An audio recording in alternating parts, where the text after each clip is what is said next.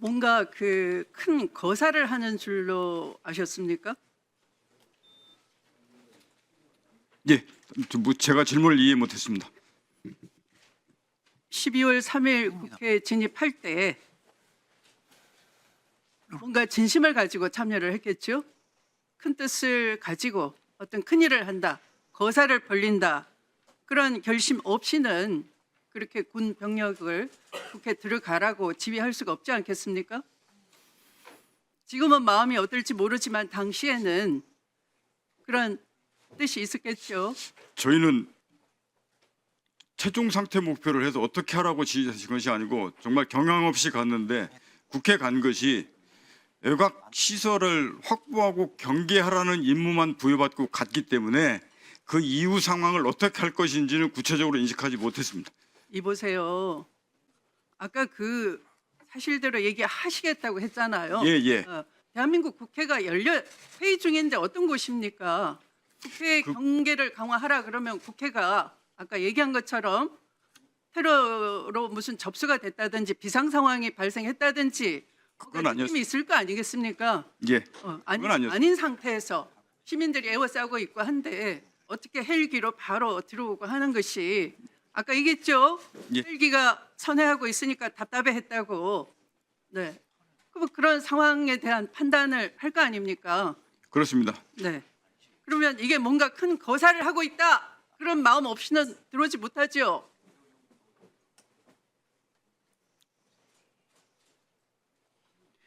대통령이 두 번째 전화해서 그냥 어떻게 표현했습니까? 빠른 말씨로 거칠었습니까? 대통령이 우왕좌왕 생각이 없어 보였습니까? 그렇지는 않습니다. 의결 정족수 아직 다 안 채워진 것 같다를 대통령이 얘기했습니까? 제가 그렇게 들었습니다. 빨리 문 부수고 들어가 안에 있는 인원 다 끄집어내라 얘기했습니까? 그렇습니다. 그럴 때 뭐라고 답했습니까?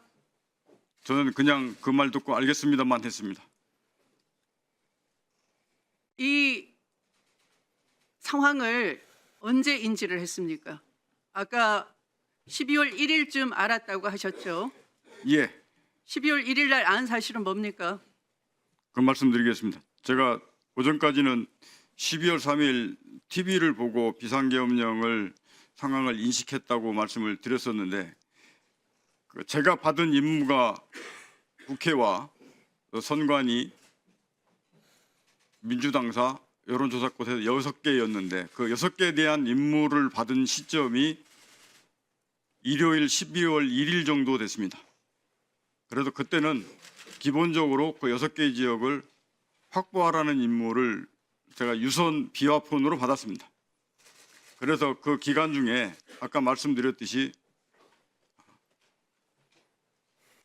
이걸 어떻게 해야 되나 유선 비화폰으로 누구로부터 받았습니까? 전임 국방부 장관으로부터 받았습니다. 네.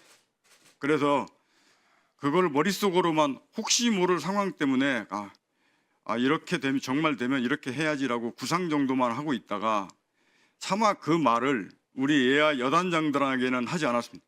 그 말을 하게 되면 우리 예하 여단장들도 혹시나 이미 그 상황을 미리 안 상태에서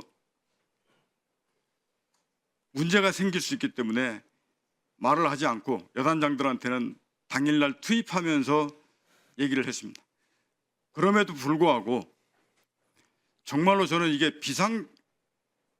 이게 계엄이 아니고 그때 당시에 전방에서 어떤 상황이 생겨서 문제가 생기는 가능성이 이게 더 거기에 염두되고 있는 거구나라고 하는 상황 인식이 더 컸습니다. 확보라는 건 어떤 뜻입니까?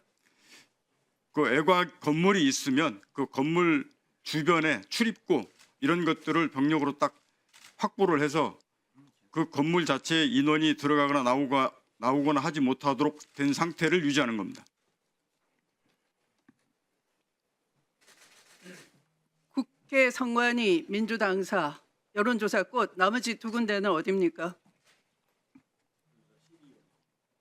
국회, 선관위 셋, 민주당사, 여론조사꽃 이렇게 6군데였습니다. 선관위 셋. 예. 시민. 예, 거기가 선관위입니다. 네. 라고 제가 이해하고 있습니다.